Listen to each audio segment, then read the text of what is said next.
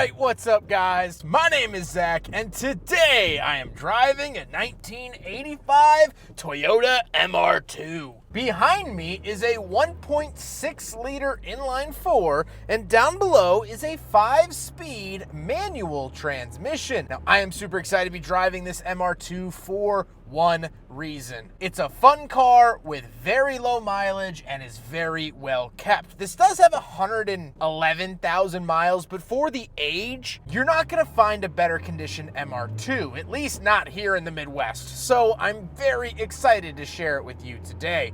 But if you would like to submit your own vehicle and have it reviewed here on the channel just like this MR-2, you can head on over to my website, zackpradel.com/submit. It's a quick and easy submission form, takes under a minute to fill out, and I come out to you. And if you would like to see all my videos weeks or even months ahead of time, you can do so on my Patreon for only $5 a month. But let's get back to that 1.6 liter inline 4 found behind me. Well, it is known as the 4AGE engine from Toyota. It was also seen in the AE86 Corolla, the FX16 Corolla, and other vehicles like that. It's a very rev-happy engine that just enjoys punishment, which makes it super fun. But it's also super reliable. So no matter how hard you beat it up, it's gonna start the next day, until a head gasket fails. But up until then, it's gonna take quite the tremendous amount of abuse.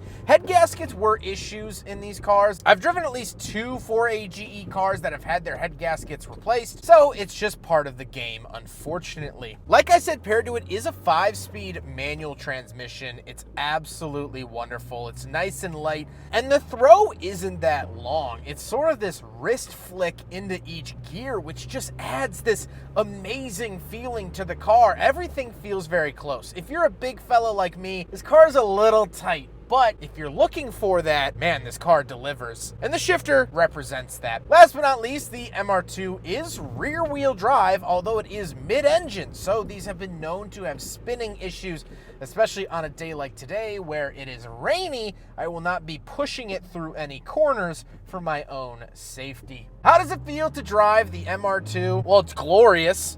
A, but B, as I mentioned with the transmission, everything's very close, everything's very tight. It feels like a second set of skin rather than an automobile. And we'll talk about the humble beginnings of the MR-2 a little bit later on, but it's very, very fun.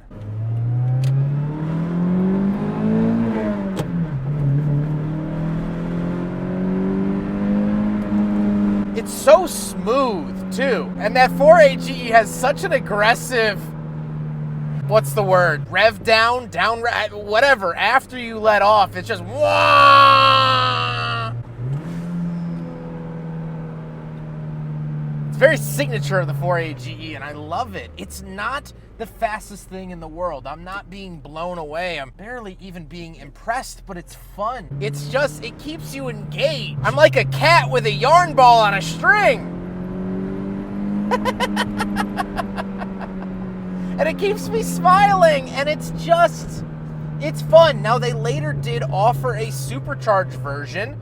This is not that, but this is all you really need. It's just a bundle of joy, and I like that a lot. With that stuff out of the way, let's talk about the interior. Well, in front of me, I have 6 gauges. Off to the left is my battery voltage and fuel. Tachometer and speedometer are found in the center. Love that red line up at the top. And off to the right, we have our oil pressure and coolant temperature. Now, the steering wheel is what appears to be somewhat of an aftermarket unit. However, this was purchased off the original owner, and the original owner told the current owner that he bought it this way. So I don't know if this is like a dealer option, if this was a factory option. If you have any information about the steering wheel, please let me know. Off to the left, we do have our headlight switch and rear defrost, and off to the right of the gauge cluster, we have our wiper controls, which are actually coming in use here today, which I like to see. Off to the far left, we have a climate vent, and on the door, we have our latch to get in and out, crank for the window,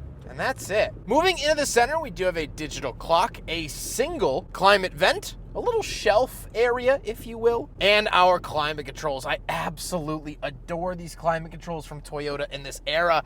I don't know why, they just scratch the right bit of my brain. These chunky AC and econ buttons, the green auto button, all of it together, and it's so well kept in this car. I love seeing it. Then we do have an aftermarket radio, and we do have a little openable cubby / ashtray, and the shifter. The shifter very much reminds me of the Mark IV Toyota Supra shifter, also the Integra shifter that would come later in the 1990s after this car. Sort of has that pistol grip style to it, pistol grip pump, if you will, and I like that a lot. Then we do have the handbrake, and that's pretty much it, meaning there is no cup holder here in the MR2, which was pretty characteristic of 80s cars, but again, we have to try the big friggin' bottle, and it fails.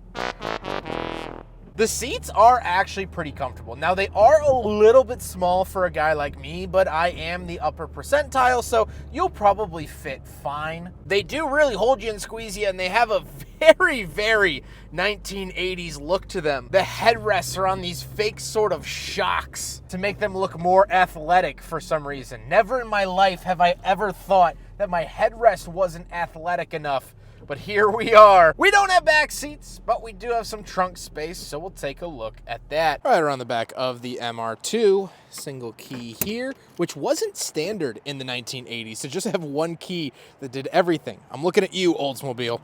Anyway, once we are in the back, not a whole ton of trunk space, as you can see, about the same as a Miata that would come several years later. So I guess, not really the craziest thing in the world. Close that back up. I do love this blue lettering. That is blue. It's hard to see on camera. Factory blue lettering. We can come around the front of the car. We do kind of technically have a frunk. Put up like that, you do get some storage in there, a fire extinguisher, some Toyota motor made in Japan, the original jack and things like that. Very, very cool to see all that up front. I wouldn't recommend putting the groceries or the eggs up front, but you could if you wanted to. That's the storage space in a Toyota MR2. Now we gotta talk about the looks. And this is my second favorite part of this car, besides the engine, is the way this car looks. To me, it looks like a ship out of the Star Fox 64 game with just a few less wings. It's very angular and it looks very purposeful. This looks fighter ready, if that makes sense. I love the pop-up headlights, of course, too. It looks like it should be taking down an AT-AT on the planet Hoth. And that's what I love. I love that it's so out there. It's so crazy. It's so unique. We don't see cars shaped like this anymore. And maybe that's a good thing, but in my humble opinion, maybe it's a bad thing. With all of that being said, let's get on to my final thoughts. What do I think driving a Toyota MR2 from 1985, the first model year of the MR2? Well, I love this car. I love it, love it, love it. My favorite era is 80s cars, and this is almost as 80s as you could get. But I want to take a step back to the 1970s. In the 1970s, I know I've mentioned it a million times, I'm going to mention it a million more, we had the oil crisis. The price of gas went up quite a bit, and emission standards were put in place because of it. I have 2 whole videos about this era. I won't go into tremendous detail, but basically fuel economy was at the front of every automaker's mind, and the government was starting to crack down on it. So they had to make more efficient vehicles. In the late 1970s, Toyota wanted to make a fun-to-drive, fuel-efficient vehicle due to these standards. Now, it was put on the shelf for a while, but in 1979, they decided to move forward towards it.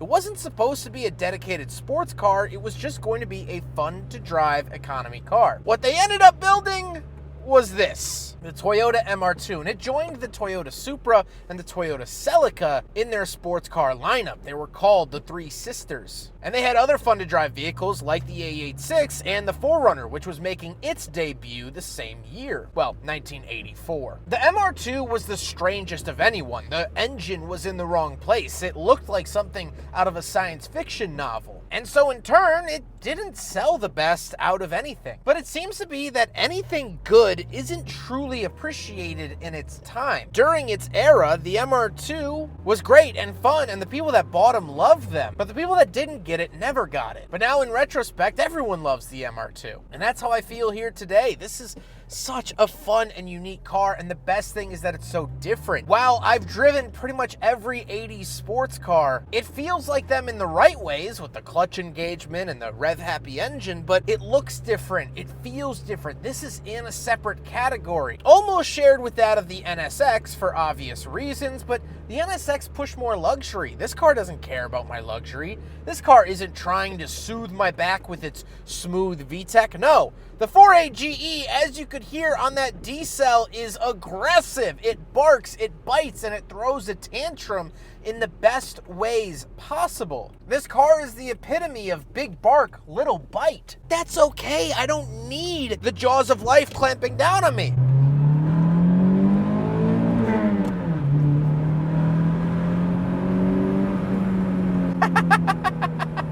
A kid on a bicycle gave me a thumbs up as I did that. That's why I looked off. I love it. It's just, it's the fun. That's it. It's simple. This car was built for fun. It was fuel efficient. That's why they gave it the 4-cylinder as opposed to the V6 that the Pontiac Fiero received. Although that would be later, but you know, whatever, blah, blah, blah. It's just, it's fun. That's all this car is. It's just fun. And if you don't want to have fun, don't buy one. But if you do want to have fun, buy one. Pretty much that simple.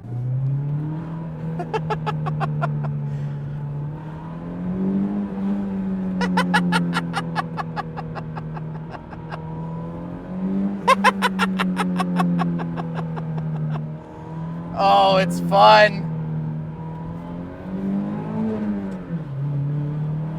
Yeah! The joy an MR-2 will bring. I mean, joy per mile per hour, there's nothing with a better ratio. There just isn't. I hope you guys enjoyed the video. Huge thank you to Sam for letting me borrow his Toyota MR-2 for today's video. Sam has been wonderful to work with. He is the owner of this beautiful MR-2, and I appreciate him not slapping an exhaust on it, lowering it to the ground, and putting big spinny wheels on it. He's kept this car in very good condition, and I appreciate him for that. But I hope you guys enjoyed the video. Don't forget to rate the video, comment on the video, and subscribe if you really liked it. Take care, guys.